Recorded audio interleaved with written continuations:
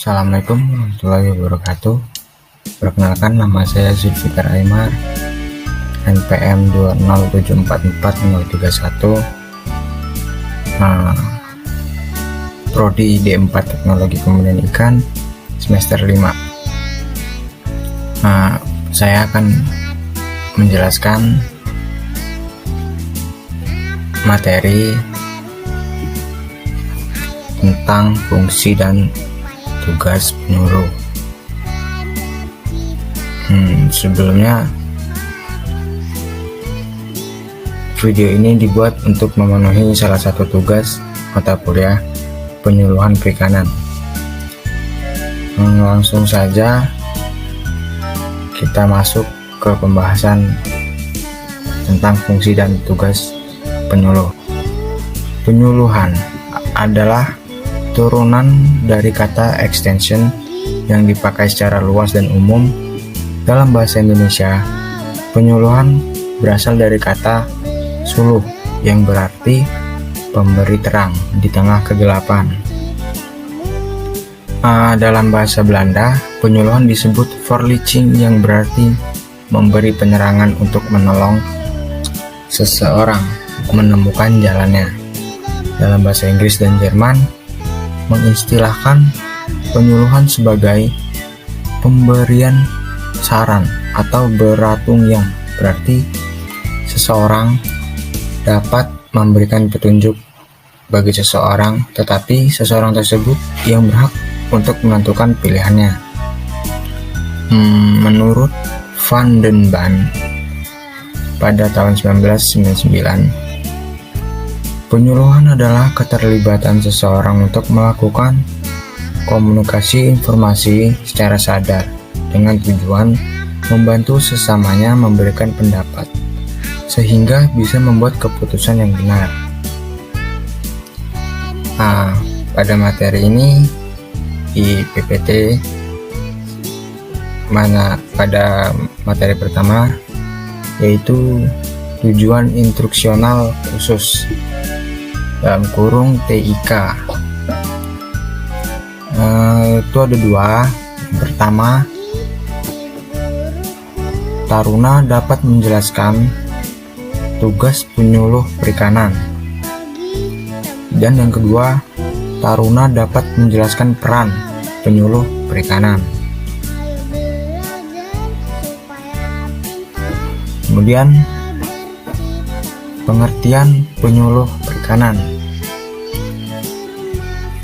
ada dalam peraturan Menteri Perundang-undangan nomor 19 tahun 2008 yang berisi jabatan yang mempunyai ruang lingkup tugas, tanggung jawab, dan wewenang untuk penyuluhan perikanan yang diduduki oleh pegawai negeri sipil dengan hak dan kewajiban secara penuh yang diberikan oleh pejabat yang berwenang.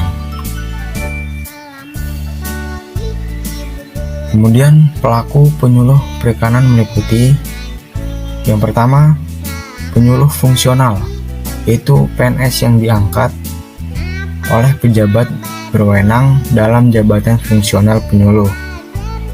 Yang kedua, penyuluh non-fungsional, yaitu PNS bukan pejabat fungsional penyuluh yang ditetapkan oleh pejabat yang berwenang untuk melaksanakan tugas penyuluh perikanan. Kemudian yang ketiga, ada penyuluh tenaga kontrak, yaitu tenaga profesional yang diberi tugas dan wewenang oleh pejabat yang berwenang untuk melaksanakan tugas penyuluhan perikanan dalam suatu ikatan kerja selama jangka waktu yang tertentu. Yang keempat, ada penyuluh swasta, yaitu seseorang yang diberi tugas oleh perusahaan yang terkait dengan usaha perikanan, baik secara langsung atau tidak langsung, melaksanakan tugas penyuluhan perikanan. Kelima, ada penyuluh mandiri, yaitu seseorang yang atas kemauan sendiri melaksanakan penyuluhan perikanan. Dan yang terakhir, yang keenam, dalam pelaku penyuluh perikanan, yaitu ada penyuluhan kehormatan, yaitu seseorang yang bukan petugas penyuluhan perikanan yang karena jasanya diberi penghargaan sebagai penyuluh kehormatan oleh Menteri Kelautan dan Perikanan berdasarkan rekomendasi dari Kepala Dinas Kelautan dan Perikanan dan wakil masyarakat. Selanjutnya, tugas pokok penyuluh perikanan. Tugas pokok penyuluh perikanan yaitu melakukan kegiatan penyuluhan perikanan yang meliputi persiapan, kemudian pelaksanaan, evaluasi, dan pelaporan serta pengembangan penyuluhan perikanan. Kemudian ada beberapa tugas utama dari seorang penyuluh menurut Roger dan Schumacher tahun 1971, yaitu yang pertama, menumbuhkan keinginan masyarakat untuk melakukan perubahan. Kedua, membina change relationship atau hubungan untuk suatu perubahan. Yang ketiga, mendiagnosa permasalahan yang dihadapi masyarakat. Keempat, menerjemahkan keinginan masyarakat menjadi tindakan nyata. Kelima, menjaga kestabilan perubahan dan mencegah terjadinya dropout atau kemandekan. Keenam, mencapai suatu terminal hubungan dengan masyarakat setempat sehingga para nelayan atau pembudidaya ikan tersebut dapat menjadi agen perubahan dirinya sendiri, sedangkan penyuluh bisa berpindah tugasnya ke tempat lain.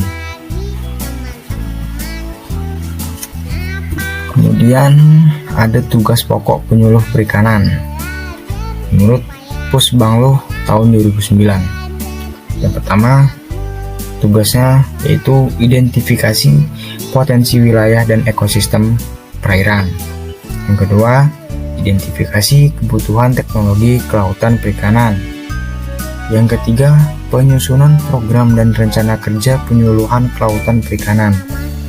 Keempat, penyusunan, penerapan, dan pengembangan metode dan materi penyuluhan kelautan perikanan. Yang kelima, bimbingan dan pembinaan kemampuan teknis biofisik kelautan perikanan. Yang keenam, pembinaan pengelolaan dan yang keenam, pembinaan pengelolaan ekosistem perairan. Yang ketujuh, pendampingan dan pemberdayaan masyarakat dalam pengembangan bisnis perikanan. Yang kedelapan, bimbingan mitigasi bencana alam, laut dan perakiraan iklim laut. Yang kesembilan, pengembangan swadaya dan swakarya pelaku utama. Yang ke-10, pembinaan kesadaran dan penataan hukum pemanfaatan sumber daya laut dan ikan.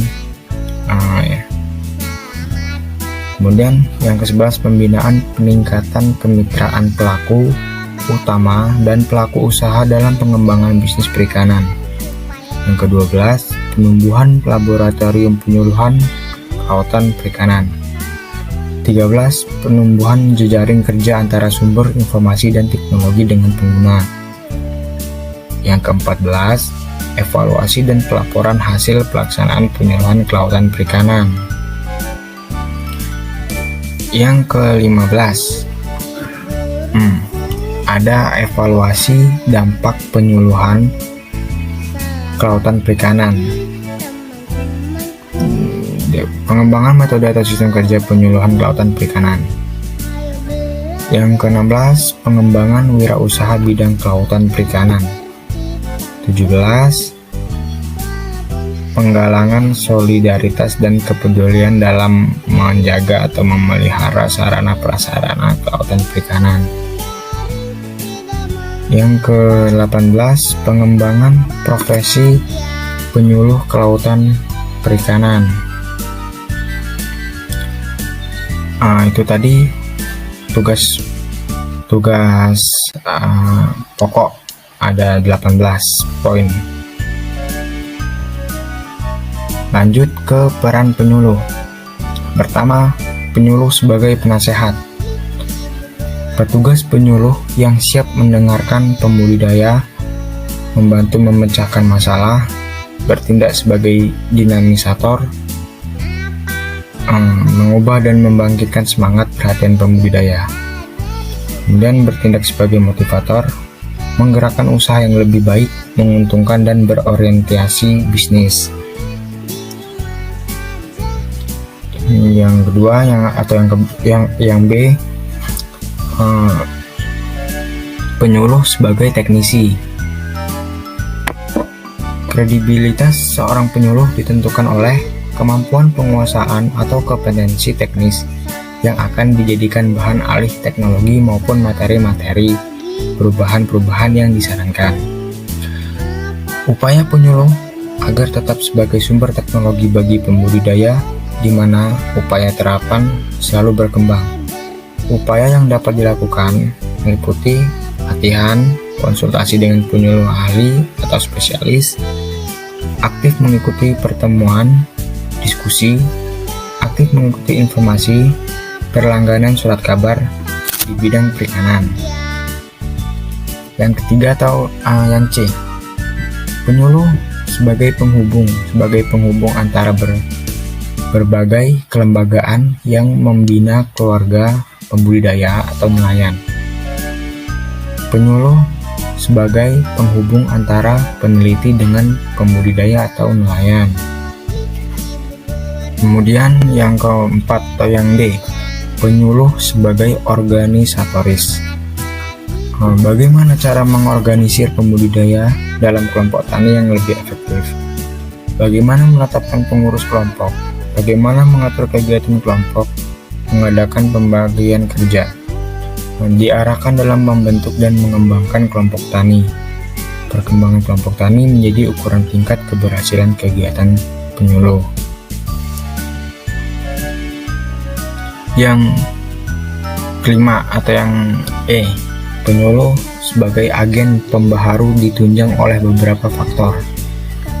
Pertama, gencarnya usaha promosi seperti sering berada di lapangan, sering kontrak dengan kliennya dalam menyebarkan ide baru.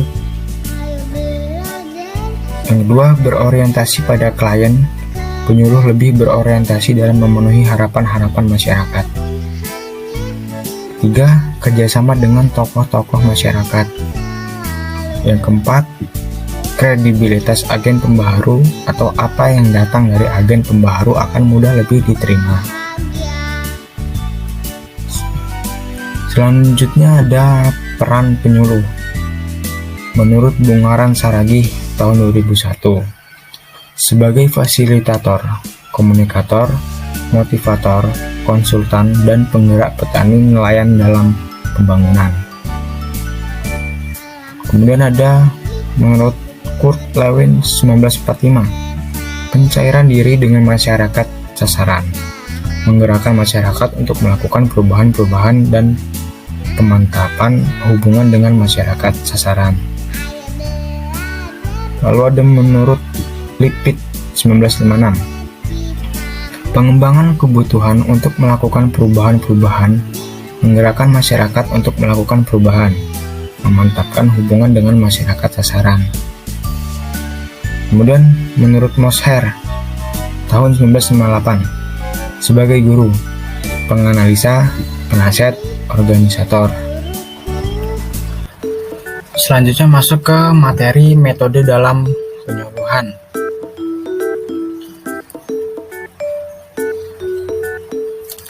Dasar-dasar pertimbangan pemilihan metode penyuluhan perikanan. Nah, ini maksudnya dengan beragamnya metode penyuluhan, maka seorang penyuluh harus mampu memilih metode yang tepat sesuai dengan tujuan perubahan perilaku yang diinginkan. Kemampuan sasaran penyuluhan, materi yang akan disampaikan, situasi belajar, sosial dan fisik, serta sarana dan fasilitas yang tersedia, sehingga kegiatan penyuluhan menjadi efektif dan efisien. di mana pada umumnya apabila terdapat 3 poin. Yang pertama, semakin sedikit jumlah sasaran dalam suatu kegiatan penyuluhan, maka semakin efektif penyampaian pesan. Yang kedua, semakin banyak sasaran dalam suatu kegiatan penyuluhan, maka semakin efisien kegiatan. Dilihat dari segi biaya dan waktu yang digunakan.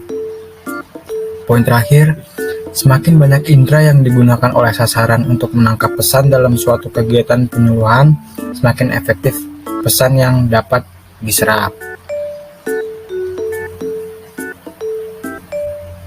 Kemudian, langkah-langkah pemilihan metode. Yang pertama, kita harus memahami situasi dan kondisi.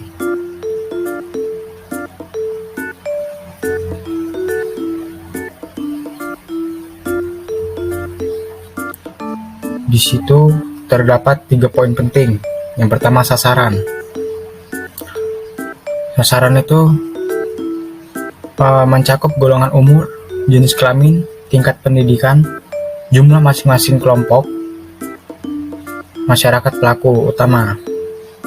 Kemudian adat kebiasaan, norma-norma dan pola kepemimpinan, bentuk-bentuk usaha di bidang perikanan oleh sasaran, kesiapan kerjasama dan loyalitas pelaku utama. Kemudian selain sasaran, ada juga penyuluh dan kelengkapannya. Mencakup kemampuan penyuluh, jumlah penyuluh, pengetahuan dan keterampilan penyuluh. Kemudian materi penyuluhan atau pesan juga sangat penting, sarana dan prasarana penyuluhan, dan biaya yang tersedia. Kemudian setelah penyuluh dan kelengkapannya, kita harus melihat kondisi atau keadaan daerah dan kebijaksanaan pemerintah.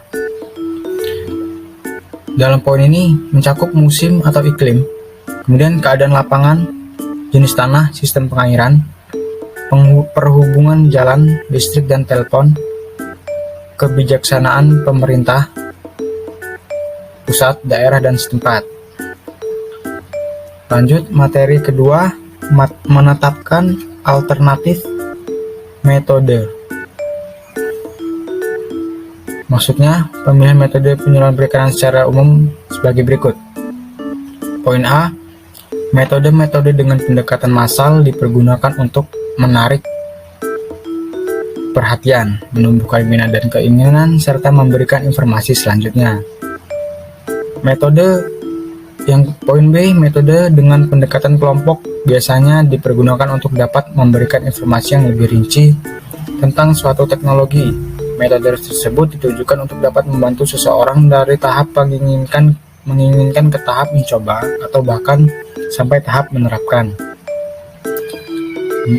Poin C, metode dengan pendekatan perorangan biasanya sangat berguna dalam tahap mencoba hingga menerapkan karena adanya hubungan tatap muka antara penyuluh dan sasaran yang lebih akrab.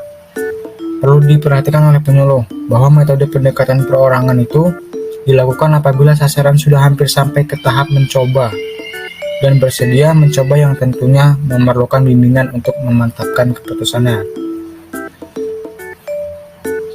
Lalu poin D, faktor lain yang memegang peranan dalam pemilihan metode adalah masa kerja penyuluh di suatu tempat.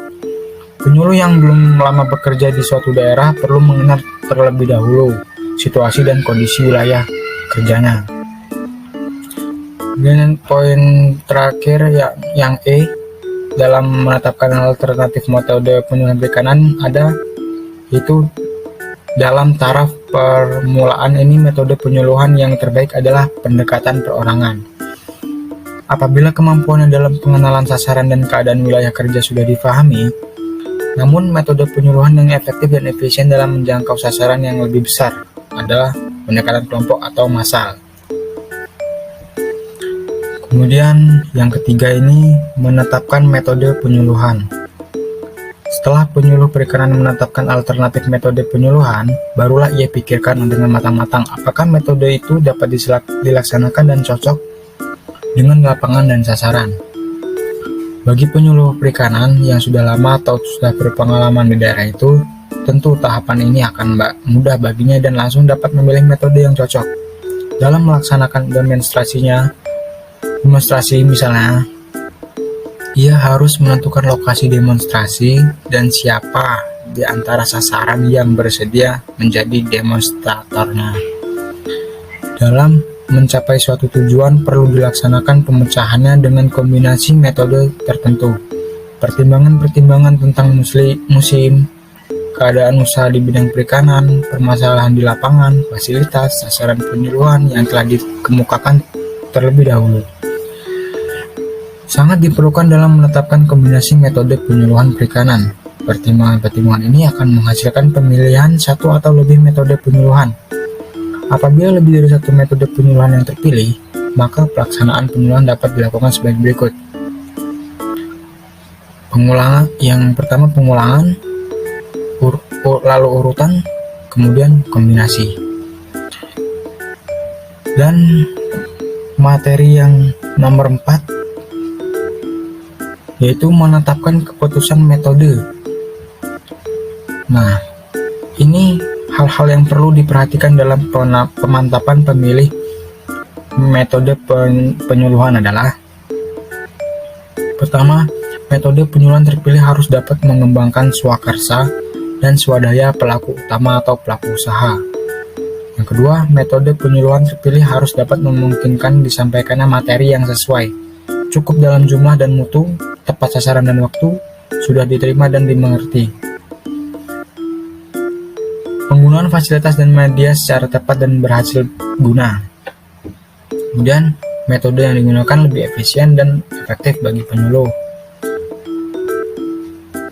3. Harus dapat memungkinkan kelanjutan pelaksanaannya. Yang kelima, harus memungkinkan turut sertanya orang lain secara aktif. Dan yang terakhir, biaya yang diperlukan dalam pelaksanaan metode penyuluhan relatif lebih kecil. Kemudian sekarang kita memasuki jenis-jenis metode dalam penyuluhan. Yang pertama ada metode berdasarkan pendekatan individual.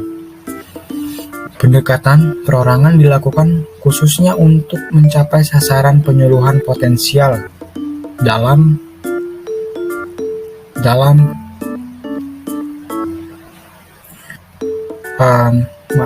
maksud saya ulangi. Yang pertama, metode berdasarkan pendekatan individual, yaitu pendekatan perorangan dilakukan khususnya untuk mencapai sasaran penyuluhan potensial dan strategis yang diperkirakan akan mendorong atau bahkan menghambat berlangsungnya kegiatan penyuluhan. Pendekatan terhadap pihak-pihak strategis bertujuan untuk mencari pengakuan tentang pentingnya inovasi yang akan disampaikan lewat program yang diintroduksikan oleh penyuluh. Biasanya, jika pihak-pihak strategis ini dapat diyakinkan tentang kemanfaatan inovasi tersebut, maka penyuluh lainnya yang juga akan cepat terpengaruh. Keunggulan pendekatan perorangan ini adalah relatif cepat terjadinya perubahan perilaku sasaran penyuluhan setelah mencoba menerapkan inovasi. Alasannya, karena individu sangat strategis biasanya akan menerima sesuatu inovasi jika dia benar-benar sudah yakin pada inovasi itu dan terutama pada pembawa inovasi tersebut. Kelemahan pendekatan perorangan yaitu memerlukan banyak tenaga dan waktu dari penyuluh untuk mendatangi satu persatu individu strategis tersebut. Karena itu, penentuan individu selaku sasaran strategis harus selektif. Selektivitas ini akan dapat dilakukan dengan baik jika penyuluh dapat mengidentifikasi dengan cermat dan tepat individu-individu strategis yang ada di masyarakat. Adapun metode penyuluhan berdasarkan pendekatan perorangan sebagai berikut. Yang pertama, kunjungan. Kunjungan dapat dilakukan di rumah, tempat usaha, dan kantor. Kunjungan rumah adalah kunjungan yang dilakukan oleh penyuluh dengan tujuan menjalin hubungan baik sehingga tercipta rasa percaya dan keakraban antara penyuluh dan sasaran penyuluh. Kedua, kunjungan tempat usaha atau lapangan. Kunjungan yang dilakukan penyuluh ke tempat usaha atau kerja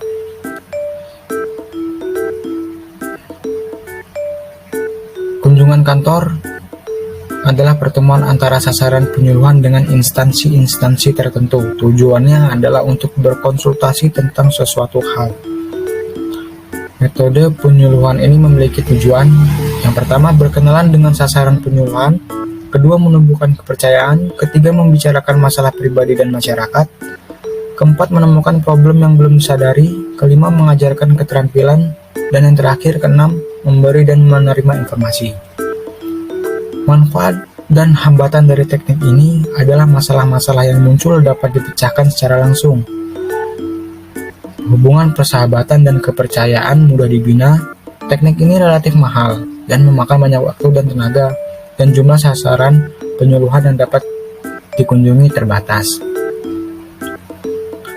Teknik pelaksanaan metode kunjungan. Yang pertama, kunjungan dilakukan secara berencana dengan pembicaraan secara terencana serta berkala. Yang kedua, tentukan waktu kunjungan sehingga tidak mengganggu kesibukan pelaku usaha. Yang ketiga, siapkanlah bahan-bahan informasi seperti brosur atau selembaran lain bila dibutuhkan. Keempat, bersikap ramah, bersahabat, dan kekeluargaan. Jangan bersikap menggurui dan terlalu resmi. Yang kelima, materi kunjungan dapat berkaitan dengan materi lain. Bicarakan terlebih dahulu hal-hal yang menarik perhatian. Yang ketujuh, memberi kesempatan kepada pelaku usaha untuk berbicara. Kedelapan, pergunakan gaya yang menarik dan bahasa yang mudah dimengerti oleh pelaku utama atau pelaku usaha. Kesembilan, tumbuhkan rasa seolah-olah pelaku utama atau pelaku usaha sebagai pembawa ide. Dan yang terakhir, yang ke-10, catatlah hasil kunjungan masalah-masalah yang sudah dibicarakan, masalah-masalah yang belum terpecahkan, janji-janji atau pesan-pesan pelaku usaha. Lanjut, yang kedua, dalam jenis-jenis metode, terdapat metode berdasarkan kelompok, yaitu metode penyuluhan yang sasarannya berupa kelompok masyarakat tertentu dan telah terorganisir baik formal maupun informal. Dalam metode pendekatan kelompok, penyuluh berhubungan langsung dengan sasaran secara kelompok. Menurut Kartasaputra tahun 1994, dalam buku Teknologi Penyuluhan Pertanian Bumi Aksara Jakarta, metode pendekatan cukup efektif dikarenakan sasaran yang disuluh, dibimbing, dan diarahkan secara kelompok untuk melakukan sesuatu kegiatan yang lebih produktif atas dasar kerjasama. Dalam pendekatan kelompok, banyak manfaat yang diambil. Di samping dari transfer teknologi informasi, juga terjadinya tukar pendapat dan pengalaman antar sasaran penyuluhan dalam kelompok yang bersangkutan. Pendekatan kelompok lebih cepat dan praktis dibanding pendekatan perorangan. Persoalannya hanyalah bagaimana menentukan kelompok strategis yang akan dijadikan sasaran penyuluhan. Kelompok bidang perikanan. Adalah satu dari sekian banyak kelompok sosial masyarakat yang dapat dijadikan kelompok sasaran strategis. Namun kelompok-kelompok lainnya pun tetap harus didekati, khususnya dalam upaya mempersamakan pengertian dan pandangan tentang arti, hakikat, dan program serta fungsi program sebagai sarana untuk menebarkan inovasi atau informasi terbaru ke masyarakat. Adapun metode berdasarkan pendekatan kelompok, diantaranya demonstrasi cara, yaitu metode penyuluhan perikanan berupa kegiatan untuk memperlihatkan secara nyata tentang cara penerapan teknologi perikanan yang telah terbukti menguntungkan bagi pelaku utama atau pelaku usaha perikanan. Tujuan dari demonstrasi cara adalah untuk meyakinkan orang bahwa suatu cara kerja tertentu yang dianjurkan itu bermanfaat dan mudah dilakukan. Contoh dari demonstrasi cara adalah demonstrasi pembuatan konstruksi kolam dan tambak, demonstrasi cara penebaran benih, Lokasi demonstrasi biasanya berada di daerah yang mudah dikunjungi pelaku usaha. Teknik pelaksanaan dari metode ini adalah yang pertama, siapkan materi yang akan disampaikan. Materi yang dapat didemonstrasikan antara lain seperti demonstrasi kawin suntik, penebaran benih, pembuatan kolam, dan lain sebagainya. Yang kedua, tempat, alat, dan bahan untuk demonstrasi dipersiapkan sebelumnya dan diperiksa supaya tidak gagal pada waktunya. Yang ketiga, beritakan mengenai tempat, waktu, dan maksud demonstrasi seluas mungkin. Dapat melalui ketua kelompok, papan pengumuman, dan yang keempat, tempat diatur sebaik mungkin sehingga semua hadirin dapat melihat, bertanya, dan berdiskusi. Yang kelima, berikan kesempatan pada hadirin untuk mencoba sendiri. Keenam, carikan bahan-bahan penunjang yang bersangkutan dengan demonstrasi. Terakhir, setelah selesai demonstrasi, mintakan komentar dari para ketua kelompok berkenaan dengan penerapan cara baru seperti yang didemonstrasikan. Manfaat dan hambatan dari metode ini yaitu yang pertama, efektif untuk mengajarkan keterampilan. Kedua, menumbuhkan kepercayaan pada diri sendiri. Tiga, merangsang kegiatan. Empat, mempunyai efek publisitas. 5. Tidak semua materi dapat didemonstrasikan. Yang keenam, memerlukan banyak persiapan dan perlengkapan di samping membutuhkan penyuluh yang benar-benar terampil dan menguasai masalah. Yang ketujuh, bila demonstrasi berjalan buruk, akan merugikan program penyuluhan secara keseluruhan. Kegiatan demonstrasi secara dapat dilaksanakan di semua tingkatan, mulai di tingkat kelompok, pelaku usaha, tingkat desa, tingkat kecamatan, tingkat kabupaten, tingkat provinsi, sampai di tingkat nasional. Yang kedua, ada selanjutnya setelah demonstrasi cara, kemudian ada demonstrasi hasil. Demonstrasi hasil yaitu metode penyuluhan perikanan berupa kegiatan untuk memperlihatkan secara nyata tentang hasil penerapan teknologi perikanan yang telah terbukti menguntungkan bagi pelaku usaha perikanan atau teknologi lainnya yang sudah spesifik lokasi. Tujuan dari demonstrasi hasil ini adalah untuk menunjukkan nilai cara baru yang dianjurkan dan untuk memperlihatkan bahwa anjuran-anjuran itu cocok bagi tempat tersebut serta menguntungkan. Teknik pelaksanaan dari kegiatan ini adalah yang pertama, materi yang dapat didemonstrasi hasilkan dalam program perikanan adalah demonstrasi di bidang perikanan tentang manfaat penggunaan alat perikanan modern dan demonstrasi usaha di bidang perikanan. Kemudian demonstrasi hasil dilakukan oleh kelompok dan seorang pelaku usaha demonstrator dengan bimbingan penyuluh perikanan. Kemudian yang ketiga, buatlah tanda-tanda yang jelas mengenai apa yang didemonstrasikan dan batas-batas daerah demonstrasi. Keempat, batasi ruang lingkup demonstrasi hanya untuk meyakinkan penyerahan dan kemantapan hasil suatu teknologi baru.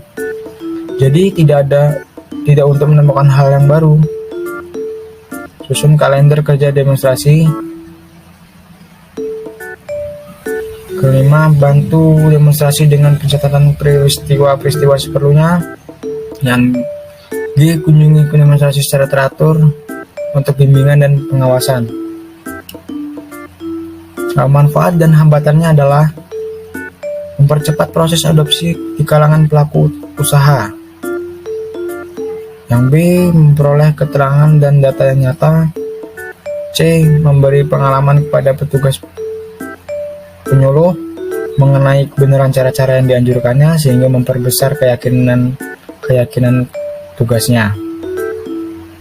Kegiatan demonstrasi hasil dapat dilaksanakan di semua tingkatan, mulai tingkat kelompok, pelaku utama, tingkat desa, tingkat kecamatan, kabupaten, provinsi, sampai tingkat nasional. Setelah metode berdasarkan kelompok, kita memasuki metode wisata. Wisata terbagi menjadi dua, yaitu widya wisata dan karya wisata. Widya wisata adalah metode penyuluhan perikanan berupa kegiatan perjalanan bersama yang dilakukan oleh kelompok pelaku usaha perikanan untuk belajar dengan melihat suatu penerapan teknologi dalam keadaan yang sesungguhnya dengan prinsip adanya belajar dengan melihat. Sedangkan karya wisata adalah metode penyuluhan perikanan berupa kegiatan perjalanan bersama yang dilakukan oleh pelaku usaha perikanan untuk mempraktekkan hasil suatu pengajaran atau melakukan suatu karya yang bermanfaat di tempat yang dituju. Tujuan metode wisata yaitu yang pertama, meyakinkan para pelaku usaha dengan memberi kesempatan pada mereka untuk melihat sendiri hasil suatu teknologi baru, demonstrasi suatu keterampilan, alat baru dan sebagainya. Kedua, membantu pelaku usaha mengenal masalah, menimbulkan perhatian, minat, dan memotivasi untuk melakukan suatu kegiatan. Manfaat dan hambatan dari metode ini memberi dan merangsang pelaku usaha untuk melakukan suatu kegiatan, menumbuhkan keakraban di antara sesama pelaku usaha, memperluas pandangan pelaku usaha, menumbuhkan sikap kepemimpinan. Metode ini relatif mahal, seringkali sulit untuk memenuhi keinginan semua peserta. Bila cara terlalu padat atau salah memilih objek, akan menimbulkan frustasi dan seringkali menghadapi hambatan prasarana dan akomodasi. Kegiatan pendekatan kelompok melalui wisata dapat dilaksanakan di semua tingkatan, sama halnya seperti metode yang sebelum-sebelumnya. Kemudian metode kursus. Kursus adalah metode penyuluhan perikanan berupa kegiatan proses belajar mengajar terstruktur yang khusus diperuntukkan bagi pelaku usaha perikanan, yang diselenggarakan secara sistematis dan teratur serta dalam jangka waktu tertentu. Kursus dapat dilaksanakan di ruangan tertutup seperti kelas atau lapangan dalam satuan periode waktu tertentu tergantung materi yang diberikan dan tujuan yang ingin dicapai. Tujuannya adalah menambah pengetahuan, meningkatkan keterampilan, menumbuhkan sikap positif, dan mengembangkan kepemimpinan. Manfaat dan hambatan dari metode ini adalah sangat efektif untuk mengajarkan pengetahuan dan keterampilan praktis secara mendalam dan sistematis, mendorong tumbuhnya kepemimpinan perikanan, mempercepat proses adopsi teknologi, lulusan dapat dimanfaatkan sebagai kader untuk mendorong pelaksanaan kelompok perikanan. Metode ini relatif mahal dan memerlukan persiapan untuk pelaksanaan yang cermat. Kurangnya sarana dan alat pembantu pengajaran sering mengganggu tercapainya tujuan dan menjangkau relatif sedikit pelaku usaha.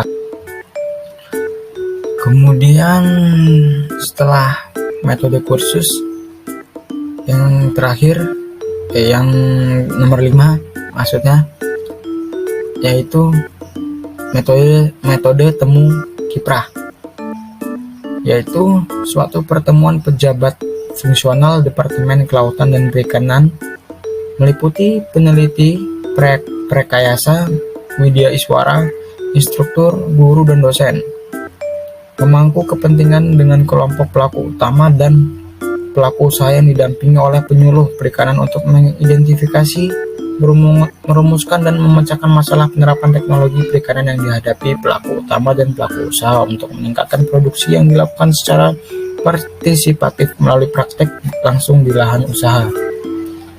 Tujuan dari temu kiprah yaitu mengidentifikasi masalah dalam penerapan teknologi perikanan, merumuskan alternatif pemecahan masalah dalam proses produksi atau teknis penangkapan ikan, memilih inovasi teknologi untuk memecahkan masalah dan mengaplikasikan teknologi terpilih.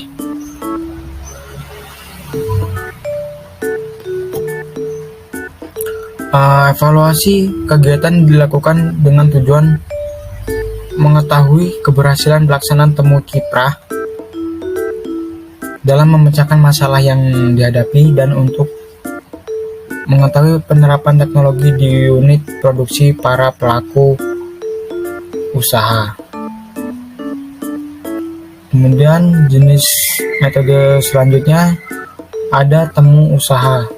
Temu usaha adalah metode penyuluhan perikanan berupa kegiatan pertemuan antar pelaku usaha perikanan dengan pengusaha di bidang perikanan dalam rangka informasi usaha, promosi usaha, transaksi usaha, perluasan pasar, dan kemitraan usaha.